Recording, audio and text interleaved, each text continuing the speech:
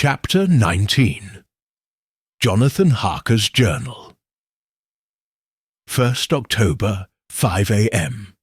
I went with the party to the search with an easy mind, for I think I never saw Mina so absolutely strong and well. I am so glad that she consented to hold back and let us, men, do the work. Somehow it was a dread to me that she was in this fearful business at all, but now that her work is done, and that it is due to her energy and brains and foresight that the whole story is put together in such a way that every point tells, she may well feel that her part is finished, and that she can henceforth leave the rest to us. We were, I think, all a little upset by the scene with Mr. Renfield. When we came away from his room, we were silent till we got back to the study. Then Mr. Morris said to Dr. Seward, "Say, Jack, if that man wasn't attempting a bluff, he is about the sanest lunatic I ever saw. I'm not sure, but I believe that he had some serious purpose. And if he had, it was pretty rough on him not to get a chance." Lord Godalming and I were silent, but Dr. Van Helsing added, "Friend John, you know more of lunatics than I do, and I'm glad of it, for I fear that if it had been to me to decide, I would, before that last hysterical outburst, have given him free. But we live and learn, and in our present task we must take no chance, as my friend Quincy would say. All is best as they are." Dr. Seward seemed to answer them both in a dreamy kind of way. "I don't know but that I agree with you. If that man had been an ordinary lunatic, I would have taken my chance of trusting him. But he seems so mixed up with the Count in an indexy kind of way that I am afraid of doing anything wrong by helping his fads. I can't forget how he prayed with almost equal fervour for a cat, and then tried to tear my throat out with his teeth. Besides, he called the Count Lord and Master, and he may want to get out to help him in some diabolical way. That horrid thing has the wolves and the rats and his own kind to help him, so I suppose he isn't above trying to use a respectable lunatic. He certainly did seem earnest, though. I only hope we have done what is best. These things, in conjunction with the wild work we have in hand, help to unnerve a man." The professor stepped over, and laying his hand on his shoulder, said in his grave, kindly way, "Friend John, have no fear. We are trying to do our duty in a very sad and terrible case. We can only do as we deem best. What else have we to hope for, except the pity of the good God?" Lord Godalming had slipped away for a few minutes, but now he returned. He held up a little silver whistle as he remarked, "That old place may be full of rats, and if so, I've got an antidote on call." Having passed the wall, we took our way to the house, taking care to keep in the shadows of the trees on the lawn when the moonlight shone out. When we got to the porch, the professor opened his bag and took out a lot of things, which he laid on the step, sorting them into 4 little groups, evidently one for each. Then he spoke. "My friends, we are going into a terrible danger, and we need arms of many kinds. Our enemy is not merely spiritual. Remember that he has the strength of 20 men, and that, though our necks or our windpipes are of the common kind, and therefore breakable or crushable, his are not amenable to mere strength. A stronger man, or a body of men more strong in all than him, can at certain times hold him, but they cannot hurt him as we can be hurt by him. We must therefore guard ourselves from his touch. Keep this near your heart."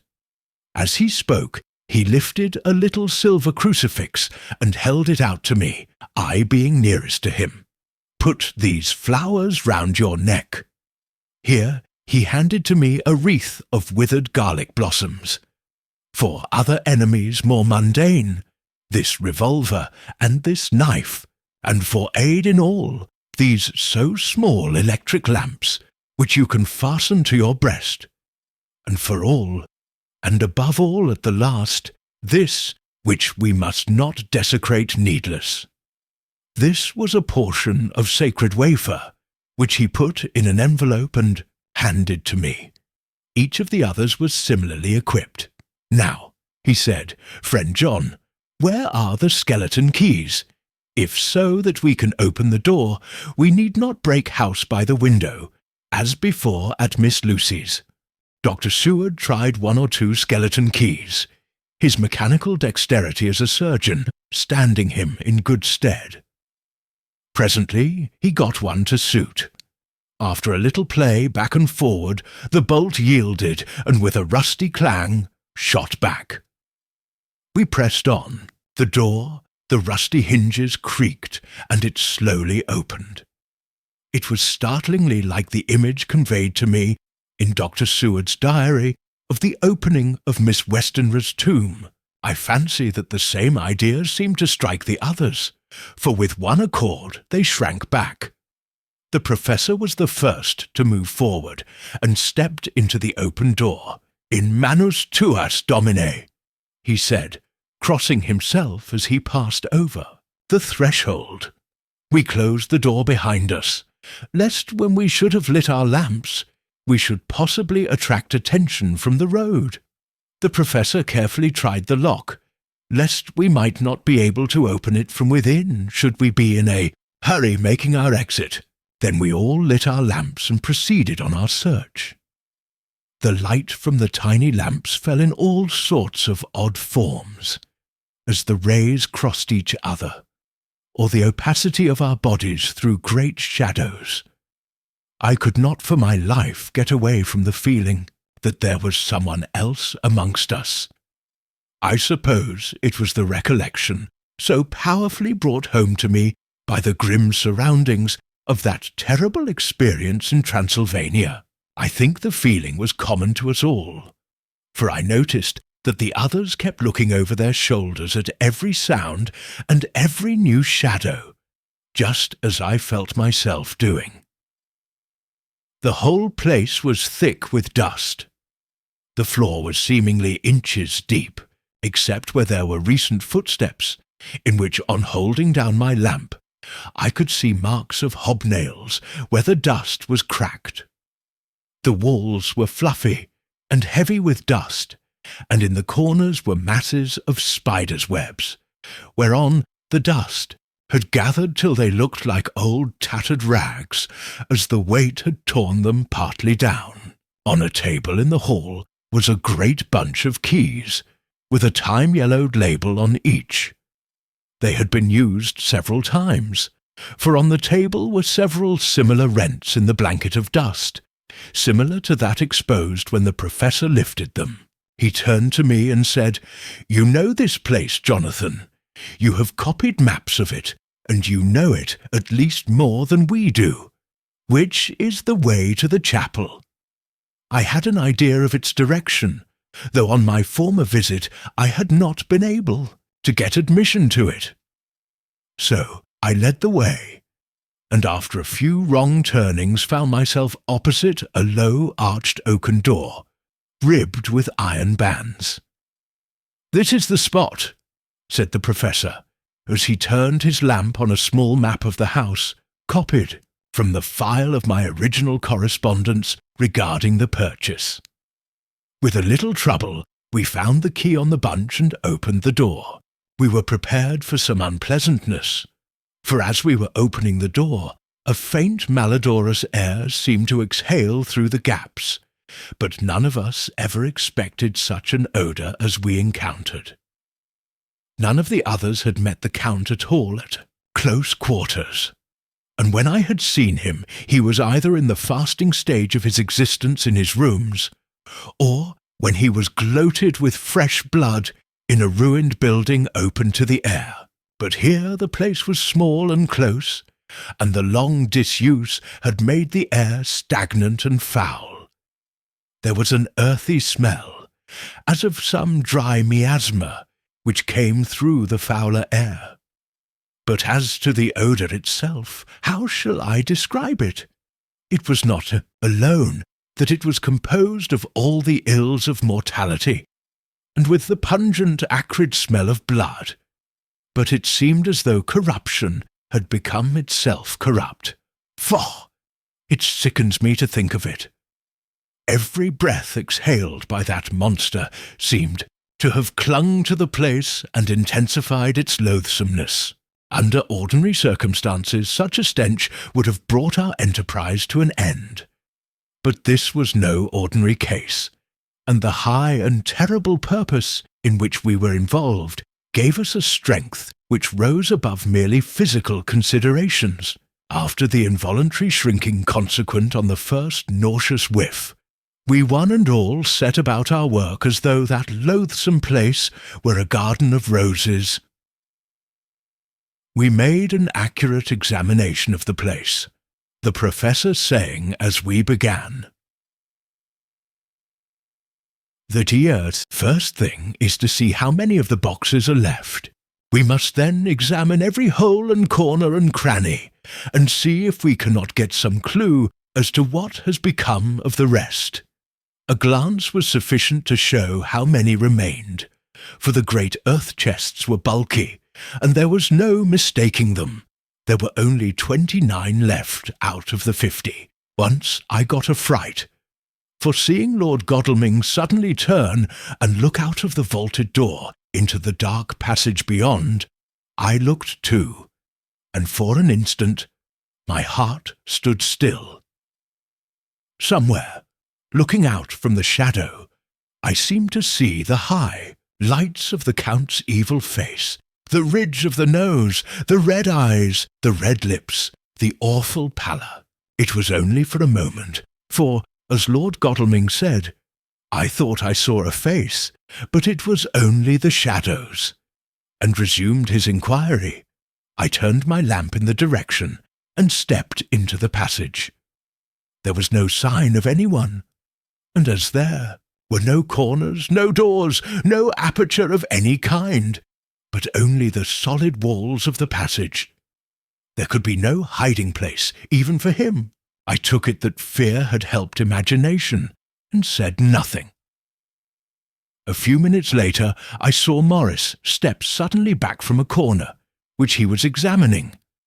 We all followed his movements with our eyes, for undoubtedly some nervousness was growing on us, and we saw a whole mass of phosphorescence which twinkled like stars. We all instinctively drew back. The whole place was becoming alive with rats. For a moment or two we stood appalled, all save Lord Godalming, who was seemingly prepared for such an emergency. Rushing over to the great iron-bound oaken door, which Dr. Seward had described from the outside, and which I had seen myself, he turned the key in the lock, drew the huge bolts, and swung the door open. Then, taking his little silver whistle from his pocket, he blew a low, shrill call. It was answered from behind Dr. Seward's house by the yelping of dogs, and after about a minute 3 terriers came dashing round the corner of the house. Unconsciously we had all moved towards the door, and as we moved I noticed that the dust had been much disturbed. The boxes which had been taken out had been brought this way. But even in the minute that had elapsed, the number of the rats had vastly increased. They seemed to swarm over the place all at once, till the lamplight, shining on their moving dark bodies and glittering baleful eyes, made the place look like a bank of earth set with fireflies. The dogs dashed on, but at the threshold suddenly stopped and snarled, and then, simultaneously lifting their noses, began to howl in most lugubrious fashion. The rats were multiplying in thousands, and we moved out. Lord Godalming lifted one of the dogs, and carrying him in, placed him on the floor. The instant his feet touched the ground, he seemed to recover his courage and rushed at his natural enemies. They fled before him so fast that before he had shaken the life out of a score, the other dogs, who had by now been lifted in the same manner, had but small prey ere the whole mass had vanished.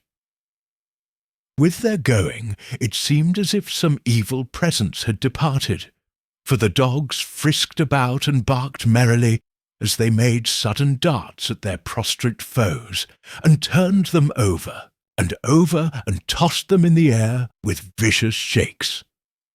We all seemed to find our spirits rise, whether it was the purifying of the deadly atmosphere by the opening of the chapel door, or the relief which we experienced by finding ourselves in the open, I know not.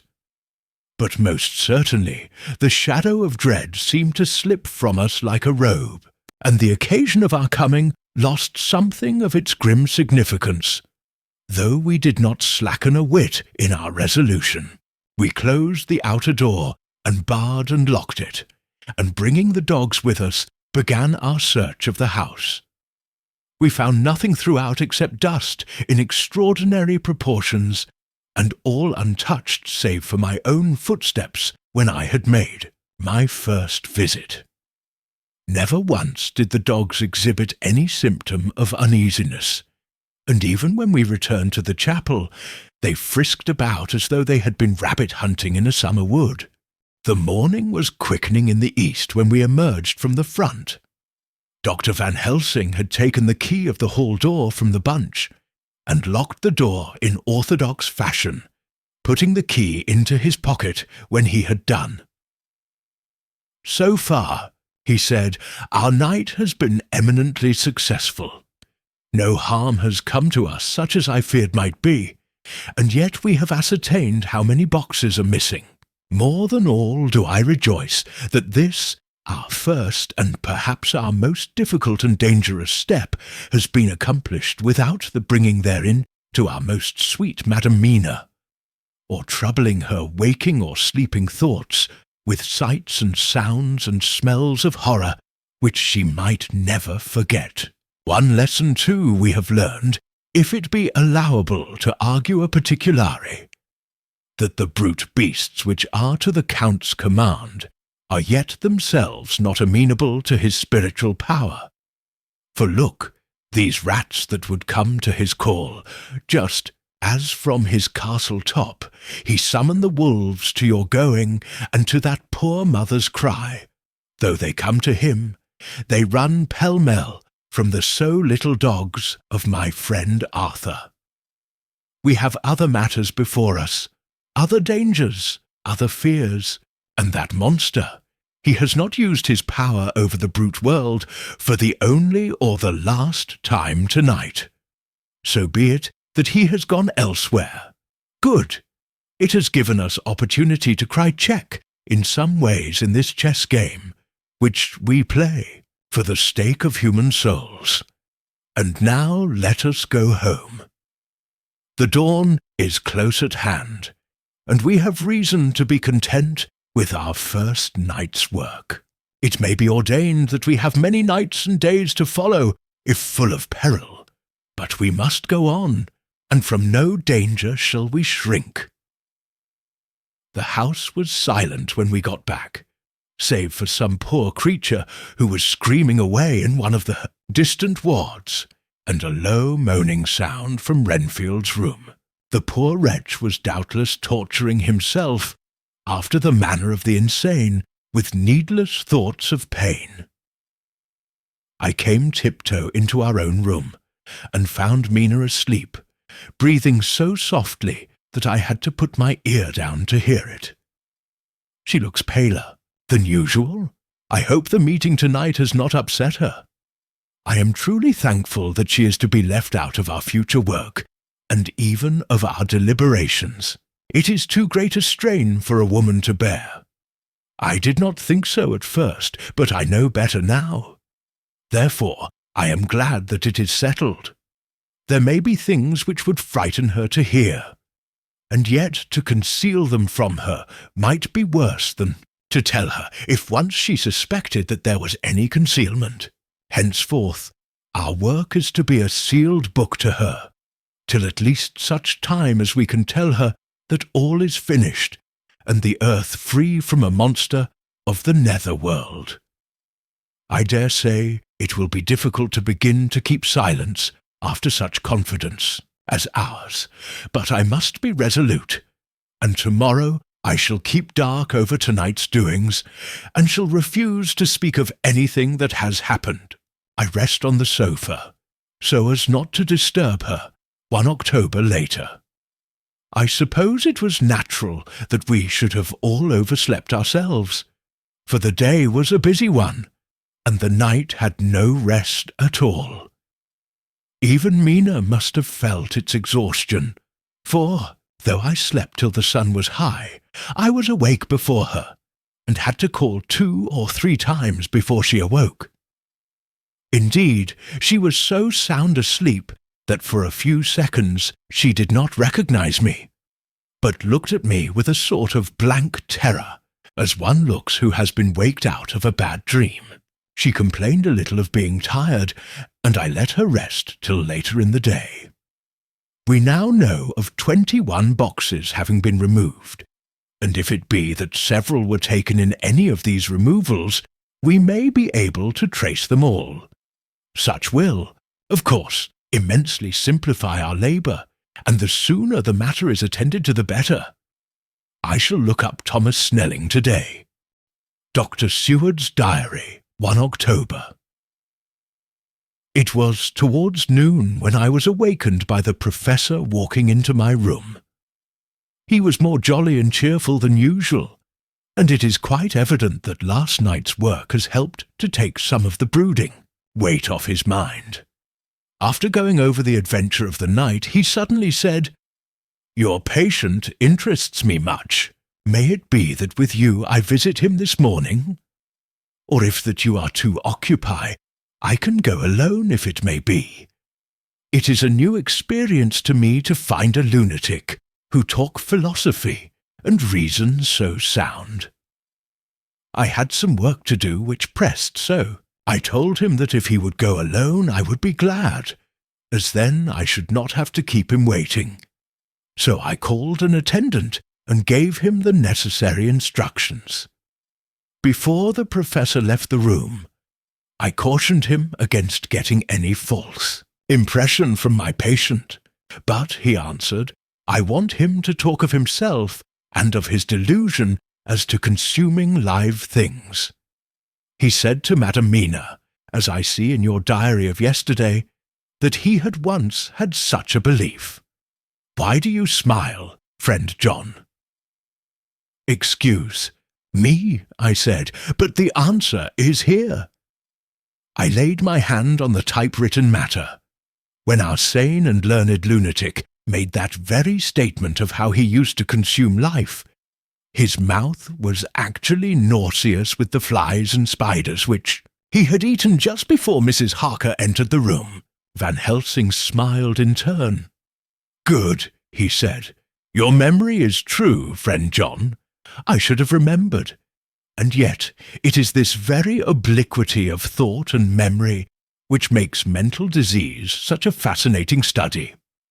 Perhaps I may gain more knowledge out of the folly of this madman than I shall from the teaching of the most wise. Who knows? I went on with my work, and before long was through that in hand. It seemed that the time had been very short indeed, but there was Van Helsing back in the study. "Do I interrupt?" he asked politely as he stood at the door. "At all," I answered. "Come in. My work is finished, and I am free. I can go with you now, if you like." "It is needless. I have seen him." "Well, I fear that he does not appraise me at much. Our interview was short. When I entered his room, he was sitting on a stool in the centre, with his elbows on his knees, and his face was the picture of sullen discontent. I spoke to him as cheerfully as I could, and with such a measure of respect as I could assume. He made no reply whatever. "Don't you know me?" I asked. His answer was not reassuring. "I know you well enough. You are the old fool Van Helsing. I wish you would take yourself and your idiotic brain theories somewhere else. Damn all thick-headed Dutchman." Not a word more would he say, but sat in his implacable sullenness, as indifferent to me as though I had not been in the room at all. Thus departed for this time my chance of much learning from this so clever lunatic. So I shall go, if I may, and cheer myself with a few happy words with that sweet soul, Madam Mina. Friend John, it does rejoice me unspeakable that she is no more to be pained, no more to be worried with our terrible things. Though we shall much miss her help, it is better so. "I agree with you with all my heart," I answered earnestly, for I did not want him to weaken in this matter. "Mrs. Harker is better out of it. Things are quite bad enough for us, all men of the world, and who have been in many tight places in our time. But it is no place for a woman, and if she had remained in touch with the affair, it would in time infallibly have wrecked her. So Van Helsing has gone to confer with Mrs. Harker and Harker. Quincy and Art are all out following up the clues as to the earth boxes. I shall finish my round of work and we shall meet tonight. Mina Harker's Journal. 1 October. It is strange to me to be kept in the dark as I am today, after Jonathan's full confidence for so many years, to see him manifestly avoid certain matters, and those the most vital of all. This morning I slept late after the fatigues of yesterday, and though Jonathan was late too, he was the earlier. He spoke to me before he went out, never more sweetly or tenderly, but he never mentioned a word of what had happened in the visit to the Count's house, and yet he must have known how terribly anxious I was.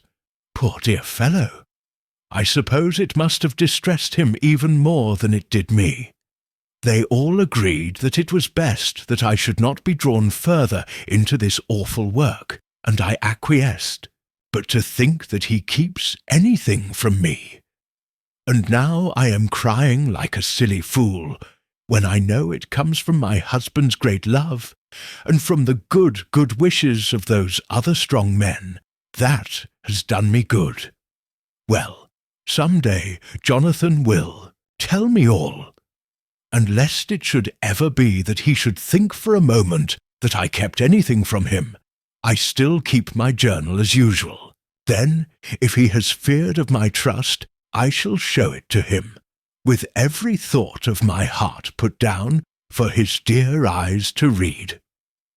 I feel strangely sad and low-spirited today. I suppose it is the reaction from the terrible excitement.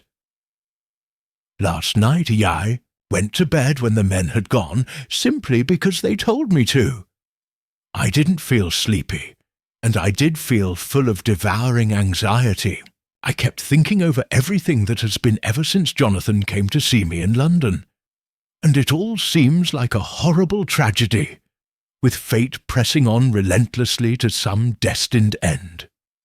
Everything that one does seems, no matter how right it may be, to bring on the very thing which is most to be deplored. If I hadn't gone to Whitby, perhaps poor dear Lucy would be with us now.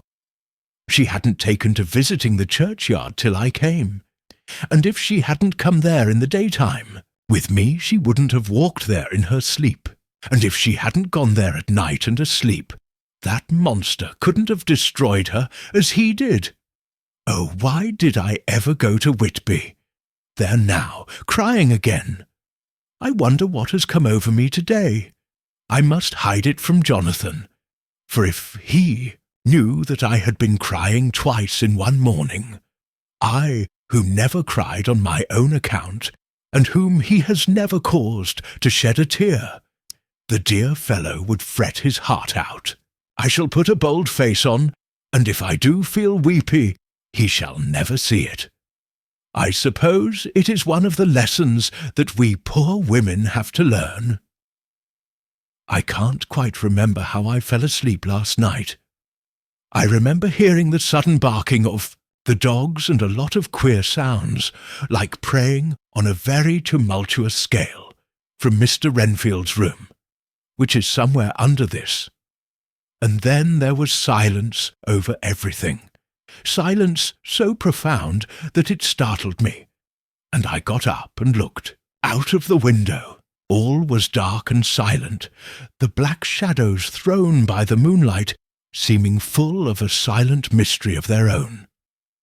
Not a thing seemed to be stirring, but all to be grim and fixed as death or fate, so that a thin streak of white mist that crept, with almost imperceptible slowness across the grass towards the house, seemed to have a sentience and a vitality of its own. I think that the digression of my thoughts must have done me good, for when I got back to bed, I found a lethargy creeping over me. I lay a while, but could not quite sleep, so I got out and looked out of the window again. The mist was spreading, and was now close up to the house, so that I could see it lying thick against the wall, as though it was stealing up to the windows. The poor man was more loud than ever, and though I could not distinguish a word he said, I could in some way recognize in his tones some passionate entreaty on his part. Then there was the sound of a struggle, and I knew that the attendants were dealing with him. I was so frightened that I crept into bed and pulled the clothes over my head, putting my fingers in my ears. I was not then a bit sleepy, at least, so I thought, but I must have fallen asleep, for, except dreams, I do not remember anything until the morning when Jonathan woke me. I think that it took me an effort and a little time to realize where I was, and that it was Jonathan who was bending over me. My dream was very peculiar, and was almost typical of the way that waking thoughts become merged in or continued in dreams. I thought that I was asleep and waiting for Jonathan to come back. I was very anxious about him, and I was powerless to act. My feet and my hands and my brain were weighted, so that nothing could proceed at the usual pace. And so I slept uneasily and thought. Then it began to dawn upon me that the air was heavy and dank and cold. I put back the clothes from my face, and found, to my surprise, that all was dim around. The gaslight which I had left lit for Jonathan, but turned down, came only like a tiny red spark through the fog, which had evidently grown thicker and poured into the room. Then it occurred to me that I had shut the window before I had come to bed. I would have got out to make certain on the point, but some leaden lethargy seemed to chain my limbs, and even my will.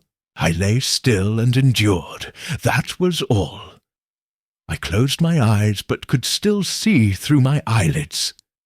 It is wonderful what tricks our dreams play us, and how conveniently we can imagine. The mist grew thicker and thicker, and I could see now how. It came in, for I could see it like smoke, or with the white energy of boiling water, pouring in not through the window, but through the joinings of the door. It got thicker and thicker, till it seemed as if it became concentrated into a sort of pillar of cloud in the room, through the top of which I could see the light of the gas shining like a red eye. Things began to whirl through my brain just as the cloudy column was now whirling in the room, and through it all came the scriptural words, "A pillar of cloud by day, and of fire by night." Was it indeed some such spiritual guidance that was coming to me in my sleep? But the pillar was composed of both the day and the night guiding, for the fire was in the red eye, which at the thought got a new fascination for me, till, as I looked, the fire divided and seemed to shine on me through the fog like two red eyes, such as Lucy told me of in her momentary mental wandering when, on the cliff, the dying sunlight struck the windows of St. Mary's Church. Suddenly, the horror burst upon me that it was thus that Jonathan had seen those awful women growing into reality through the whirling mist in the moonlight, and in my dream I must have fainted, for all became black darkness. The last conscious effort which imagination made was to show me a livid white face bending over me out of the mist. I must be careful of such dreams, for they would unseat one's reason if there were too much of them.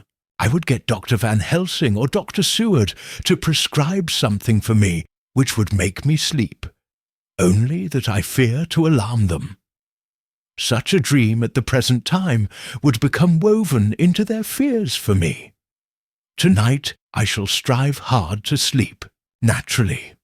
If I do not, I shall tomorrow night get them to give me a dose of chloral. That cannot hurt me for once, and it will give me a good night's sleep.